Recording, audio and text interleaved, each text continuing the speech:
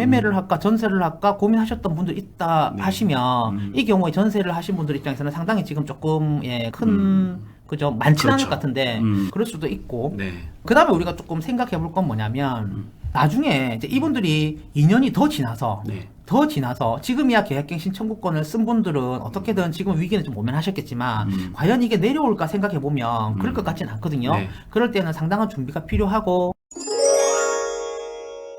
저희 두 번째 주제 이야기 하겠습니다. 네. 두 번째 주제는 뭐냐면 저희가 물건수나 이런 거 가지고 시장의 어떤 흐름 좀 예상하잖아요. 예. 지금 분위기가 어떻다. 그 이야기를 조금 하면서 전세 시장 이야기를 좀 해보려고 하는데 저희가 최근에 제가 그 오프라인 강의 때 시장 전망 강의 때 네. 전세 시장에 대해서는 말씀을 안 드렸어요. 그냥 간단하게 전세 시장도 중요한 팩터인데 올해 주제는 아니니까 말씀을 설명을 거의 안 드렸고 다른 주제 가지고 시장을 전망을 했었는데 거기에 대한 내용을 조금 더 보충할 겸 해서 네. 강의 그때 들으신 분들한테 입장에서는 조금 더 보충되는 내용이 있으면 좋을 것 같아서 이 내용을 조금 만들어 왔습니다. 여튼 시작은 아실에서 공개하는 매매 물건수 전세를 희망하는 물건수 가지고 이야기를 시작할 겁니다. 네. 아실 자료를 먼저 한번 보시게 되면요. 예. 부산을 제가 미리 찾아놨는데 아마 이거는 워낙 유명한 부분이라서 다들 아실 것 같아요. 네. 근데 뭐 많은 분들이 이렇게 표를 보시는데 아실을 가지고 왔습니다. 네. 표를 보실 때 아시는 분은 다 아시죠? 이렇게 보면 어느 게 매매가 많은지 전세가 많은지 월세가 줄고 있는지 뭐 이런 거 안 보이잖아요. 그렇죠. 우리가 물량이지. 예, 그래서 보통 각각 보라 그러죠. 네. 그래서 각각 보라 그러면 이렇게 조금 더 명확하게 매매가 어떤지 나오는데 아실이 이 자료가 참 좋은데 네. 저도 많이 보고 데이터를 볼 때 좀 보는 편인데 네. 아쉬운 점이 뭐냐면 3년밖에 안 나와요. 예. 그러다 보니까 지금 26년 2월 그러다 보니 23년 2월 이후 것만 이렇게 나오거든요. 근데 이 데이터는 어떤 데이터냐면 제가 아실에서 2020년 초부터 이 데이터를 공개를 했거든요. 예. 그걸 제가 강의도 하고 자료도 만들면서 계속 쌓아온 거예요. 그래서 지금 특징이 뭐냐면 앞서 말씀드렸던 아실 자료 같은 경우에는 이제 여기 이유만 우리가 볼 수 있는데 네. 이 과거를 우리가 지금 볼 수 없잖아요. 아실에서. 예. 그 과거입니다. 과거. 우리 한참 많이 오르던 시기 네. 또는 내리던 시기에 실제로 부산 물량이 얼마나 많았나 적었냐 뭐 이런 거예요. 그래서 21년 이때 우리가 미친 장이라고 했던 불장이라고 했던 이때 시기를 놓고 보면 부산 매물 건수가 한 3만 건까지 이래 줄었습니다. 네. 여튼 그런 과거도 알 수 있고 그 이후로 정말 많이 오른 것도 확인할 수 있죠. 예. 작년에 한 이 시기쯤 됐을 때 이제 사람들하고 커뮤니케이션 소통할 기회가 있을 때 제가 좀 그런 이야기를 했었어요. 한 4개월 정도 물건수가 정체가 되네요. 24년이 그렇게 많은 편은 아니었거든요. 입주 물량이. 예. 그래서 은근슬쩍 말씀을 좀 드렸었어요. 어쩌면 조금 우리가 줄어들 가능성 더 이상 늘지 않을 가능성이 있지 않을까. 근데 사람이 역시 예상을요 하다 보면 틀릴 때가 네. 왕왕 나옵니다. 네. 늘더라고요. 그렇죠. 왜냐면 물량이 좀 작고 앞으로도 작으니까 좀 괜찮지 않을까라고 했는데 생각 외로 물건수가 좀 늘었습니다. 네. 계엄령도 있었죠, 요때. 그리고 한 번 더 예상을 해보면 네. 이때는 한 4개월 정도 이렇게 정체가 돼 있었거든요. 네. 지금은 거의 한 12월, 12개월 정도 이렇게 정체가 돼 있어요. 네. 그 다음에 자세히 보시면 물건수가 살짝 줄어드는 모습 보이거든요.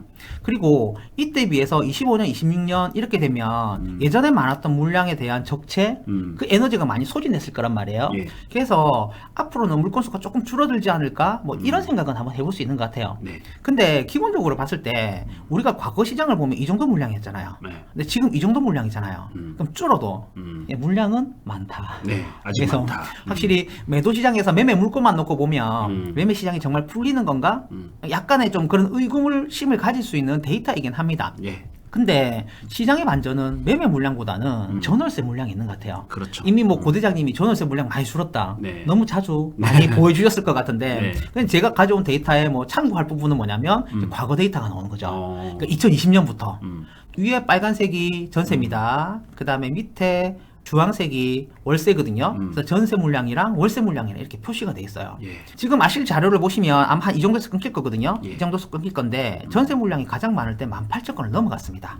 근데 지금 전세 물량이 거의 4,000건대까지 내려왔거든요. 그래서 어마어마하게 많이 줄었어요. 예. 많이 줄었고 우리가 눈여겨봐야 될 건 뭐냐면 21년, 22년 장이 한참 좋을 때 물량이 전월세 물량이 이 정도였어요. 4,000에서 6,000. 네. 근데 지금 부산의 전세 월세가요 두 개 다 음. 4,000까지 내려왔습니다. 그러다 보니까 이게 전세 가격이 많이 오르는 모습을 보여주고 있거든요. 네. 그래서 매매 물건만 놓고 보면 시장이 좀 안 좋은 것 같지만 또 전월세 시장에 의해서 매매 시장이 좀 변할 거라는 가능성은 사실 저희 같은 경우는 작년부터 계속 이야기를 했거든요. 그렇죠. 전세 시장 보세요. 전세 시장을 보면 하나의 지표가 될 수 있습니다. 그런 부분들이 매매 시장하고는 다르게 이렇게 데이터로 나오고 있다라는 거예요. 예. 지금 저희가 매매 물건수, 전월세 물건수 가지고 이야기를 하고 있는데 관련해서 거래량을 조금 한번 보겠습니다. 네. 지금 그래프를 놓고 보시면 부산입니다. 이거 거래량이에요. 거래량. 그래서 빨간색은 뭐냐면 전월세 거래량입니다. 그러니까 전세 월세 합한 거겠죠. 네. 파란색은 뭐냐면 매매 거래량입니다. 그래서 2014년부터 지금까지 쭉 데이터가 나와 있어요. 주로 보시면 매매 거래량이 전월세 거래량보다 많죠. 네. 그래서 서울을 제외하고 웬만한 도시들은 대부분의 경우에 매매 거래량이 전월세보다 더 많습니다. 네. 이게 정상적인 시장이라고 보시면 돼요. 근데 최근은 어떠냐면은 다들 아시겠지만 매매 거래량이 되게 작죠. 예. 반면에 전월세 거래량이요. 되게 많은 편이에요.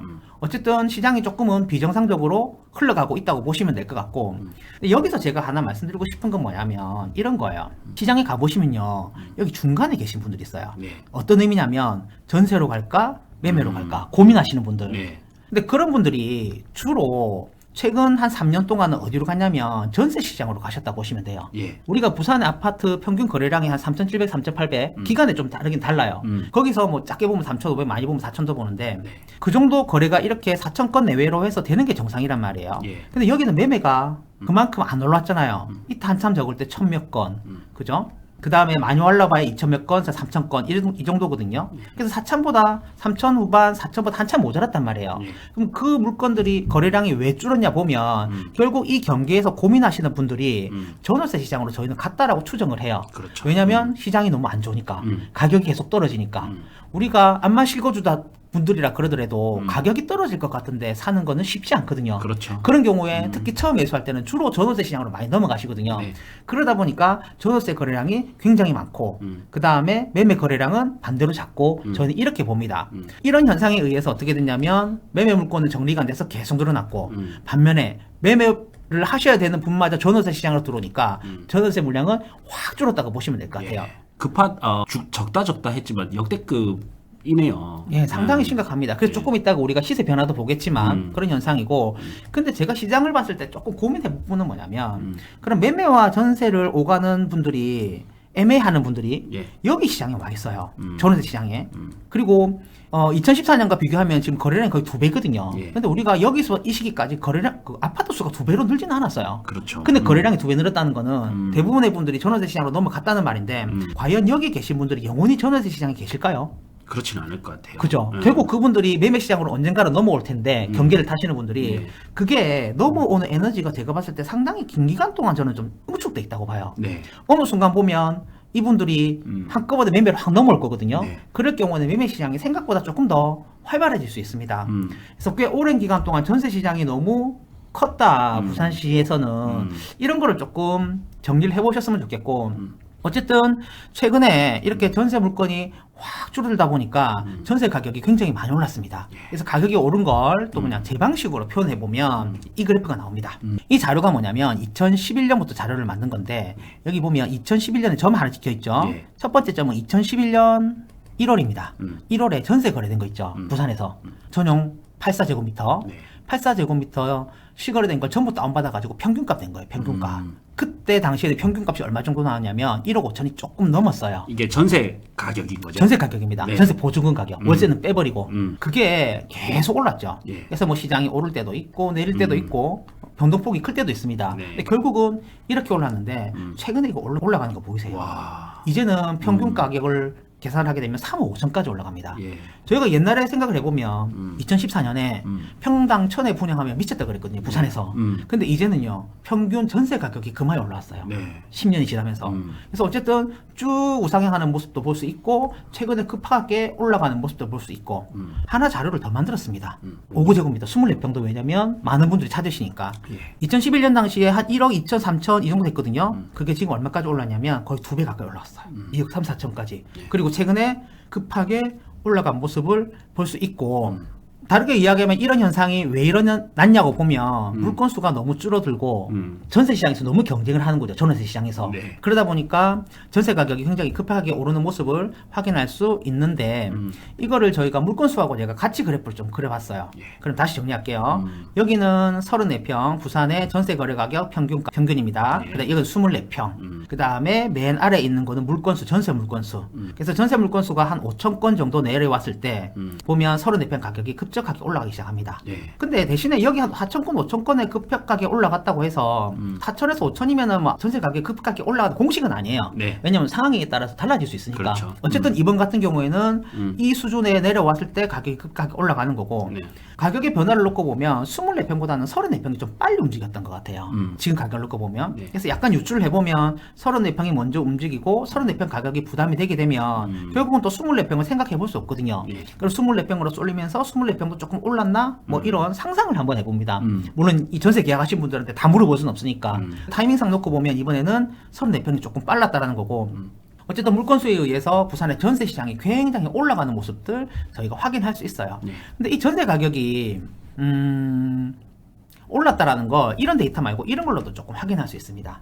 지금 이거는 뭐냐면요. 네. 최근 3년입니다. 그러면은 지금 20년이니까 네. 23년, 24년, 25년 3년 동안 전세 가격이 전용 84제곱미터 가격이 평균 가격이 얼마나 올랐는지 구군별로 따져본 거예요. 예. 그러니까 예를 들면 지금 여기서 한 3년 구간 있죠. 3년 구간. 네. 이 3년 구간 얼마나 올랐는지 평균이 아니라 구군별로 한번 해본 거예요. 네. 평균값을 해봤는데 어디가 많이 올랐냐면요.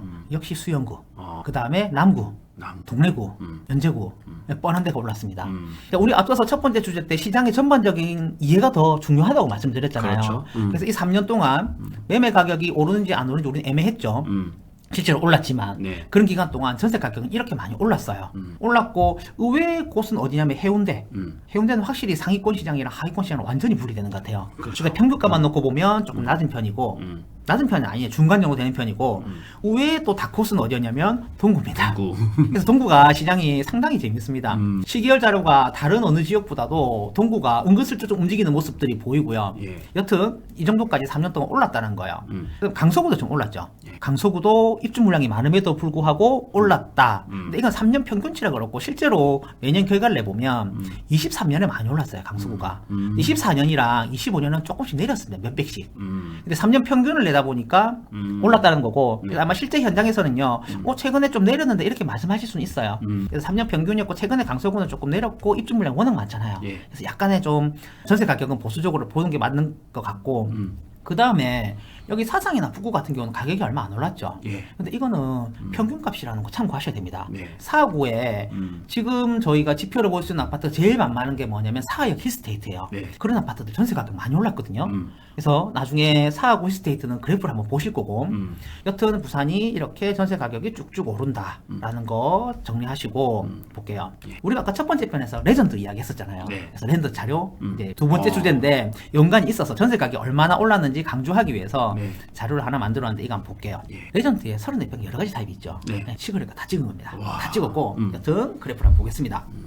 저점은 23년 상반기로 보입니다. 네. 이때 우리가 정말 불안해하던 시기예요. 그렇죠. 정말 여기가 저점일까? 음. 그럼에도 불구하고 거래량이 터졌고 근데 이때 보면 조금 23년도에 거래량이 좋은 아파트들이 많이 터졌던 것 같아요. 네. 뭐 장전 애매한 이런 데들 있잖아요. 네. 시거주자분들이 가격 좀 조정 받았다 싶어가지고 우르르 사셨거든요. 하여튼 레전드도 좀 그런 아파트 중에 하나였는데 아트님은 그러면 이런 데이터를 보면서 23년이 좀 바닥에 가깝다라고 생각을 하신 거예요? 거래량이 터지면 약간의 시장의 변화가 있다고 본 거고요. 이제 그런 부분 제가 강의 때 설명을 다 드렸습니다. 오프라인 강의 때 네. 오르는 시기랑 내리는 시기랑 이런 거 막 좀 설명을 드렸었거든요. 네. 지난 강의 제가 고정 댓글에 남겨놓겠습니다. 아니, 네. 누설하시면 안 됩니다. 아, 네.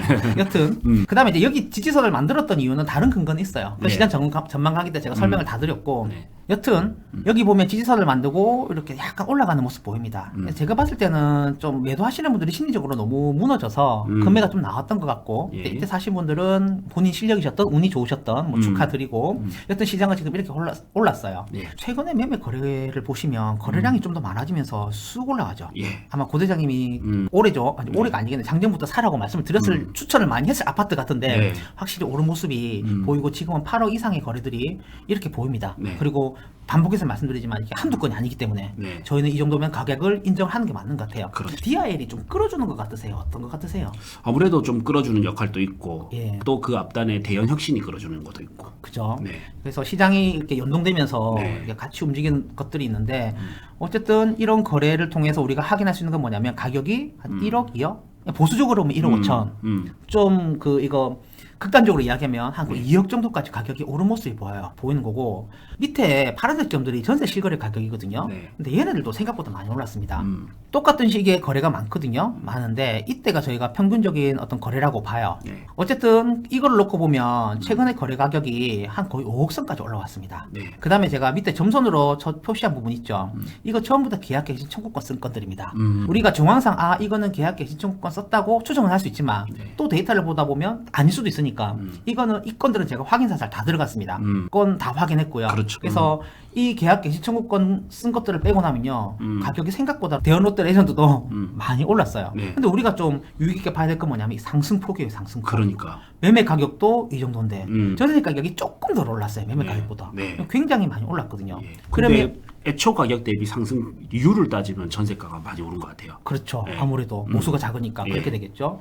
그래서 아마 여기에서 이 중간에서 고민을 하시다가 매매를 할까 전세를 할까 고민하셨던 분들 있다 네. 하시면 이 경우에 전세를 하신 분들 입장에서는 상당히 지금 조금 큰 그죠 많지는 않을 그렇죠. 것 같은데 그럴 수도 있고 네. 그 다음에 우리가 조금 생각해 볼 건 뭐냐면 나중에 이제 이분들이 2년이 더 지나서 네. 지금이야 계약갱신 청구권을 쓴 분들은 어떻게든 지금 위기는 좀 모면하셨겠지만 과연 이게 내려올까 생각해 보면 그럴 것 같지는 않거든요. 네. 그럴 때는 상당한 준비가 필요하고 예를 들면 전세를 계속 사셔야 되는 상황이면 자금 마련 또는 매수 쪽도 고려하셔야 되는 그런 부분을 좀 생각해 보셨으면 좋겠고 네. 그 다음에 뭐 오늘 주제는 아닌데 여담삼아 이런 것도 한번 볼까요? 저희가 보통 전세 시장이 입주식이 되게 안 좋잖아요. 예. 그러니까 레전드가 있대 입주하던 시기입니다. 예. 전세 거래량 보이세요? 정말 많죠. 정말 많고 그 다음에 2년차 물량 보시죠. 또 많네. 그래서 전세 시장이 입주 시기에 2년차 물량 쏠리네 뭐 이런 것도 알 수 있어요. 네. 근데 4년차부터는 어때요? 이 좀 4년차 흩어지대요. 그죠. 예. 근데 이게 롯데 레전드만 그런 게 아니고 전반적으로 좀 이렇습니다. 그렇죠. 서 입주 시기 2년차, 그냥 4년차 시장 되면 확실히 조금 쏠리지만 네. 그 이후로 보면 또 전세 시장이 그렇게 물량이 쏟아지지 않는 것 같아요. 네. 그런 모습도 보여서 뭐 부가적으로 조금 설명을 드리는 거고요. 네. 그 다음에 하나 우리가 조금 더 이야기해 볼 건 뭐냐면 지금 부산 오션시티가 입주를 하고 있습니다. 네. 그럼 여기가 영향을 받을까요? 안 받을까요? 우리가 이런 거 생각해 볼 수 있잖아요. 예. 부산 오션시티가 1월부터 입주죠, 올해. 네. 그러면 시장이 아마 11월, 12월도 조금 영향을 준다고 보거든요. 네. 근데 가격이 어때요? 최근에 한 두어 달이? 가격은 뭐 크게 더 안 올랐어요. 밀리죠. 그죠? 안 밀리죠. 네. 그러면서 두산 오션시티 요즘 전세 시장이 생각보다 가격이 안 떨어진다는 이야기를 소장님들이 하시거든요. 예. 그래서 이게 두산 오션시티 때문에 밀릴 법하지 않을까 하는 게 안 밀린다는 것도 보셨으면 좋겠고 오늘 조회해보니까 두산 오션시티 전세 물량이 한 500건 정도 올라갔더라고요, 아실이. 네. 근데 뭐 거기에는 생각외로 선택하지 못하는 물건들이 많을 거기 때문에 또 그 사실 숫자를 다 믿으시면 안 되고 우리가 입주장을 놓고 봤을 때 3천이잖아요. 네. 근데 3천에서 입주장에 한 500건 나오면 그렇게 많이 나온 건 아니에요. 그래서 우리가 남구 입주 물량이 앞으로 많이 나오니까 어떻게 될지 모르겠지만 최소한 지금은 생각보다 잘 버틴다. 네. 예, 그런 것들도 조금 보셨으면 좋겠고 그 다음에 우리가 시장을 볼 때 메인 지역만 보면 재미없으니까 네. 오늘 메인 지역은 아니지만 또 실거주로 상당히 좋을 만한 곳을 한 군데 더 가져왔습니다. 어디를 가져왔냐면 사하역 힐스테이트 가져왔습니다. 왜냐면 전세 시장만 조금 보려고. 네. 제 기억이 맞다면 사하역 힐스가 한 5억 전후에서 분양을 했어요. 그렇죠. 여기 분양을 했는데 뭐 확장비랑 그다음에 이자 더하면 5억. 이제 RR 같은 경우는 조금 넘어가고 중저층들은 아마 이거 조금 안 됐을 거거든요. 네. 제 기억에는 마피가 있었던 걸로 기억이 나요. 네. 그다음 좋은 동호수들은 피를 조금 받으시면서 입주장을 했던 걸로 기억이 나는데 어쨌든 시간이 지나서 가격이 조금은 올라왔습니다. 네. 근데 더 역동적으로 올라온 건 뭐냐면 전세 시장이에요. 전세 시장. 23년 입주할 때 사하역 힐스테이트가 2억 초중반 이래 내려갔었거든요. 네. 신축 아파트가 대단지가. 더군다나 브랜드에 네. 그래 내려갔었거든요. 네. 워낙 장도 안 좋을 때 또 입주 시기였네요. 맞습니다. 그랬던 이 전세 가격이 슬금슬금 올라와가지고 2년차 물량 나올 때 조금 가격 조정 받죠. 네. 최근에 얘가 4억 중반을 거래를 되더라고요. 사실 조금 놀랐습니다. 예. 우리 부산 핵심 지역도 3억 중후반, 4억 중반, 뭐 더 좋은 지역은 더 많이 더 올라가지만 네. 근데 여기가 4억 중반까지 전세 가격이 한다고 되게 좀 많이 놀랐고 한편으로 놓고 보면 이제 이런 거죠. 지금 이 가격에 놓고 봤을 때 실거주로 하시는 분들이 여기서 애매하게 고민하시는 분들 계실 수 있거든요. 네. 전세를 살까 매매를 살까. 근데 지금 갭 차이를 놓고 보면요.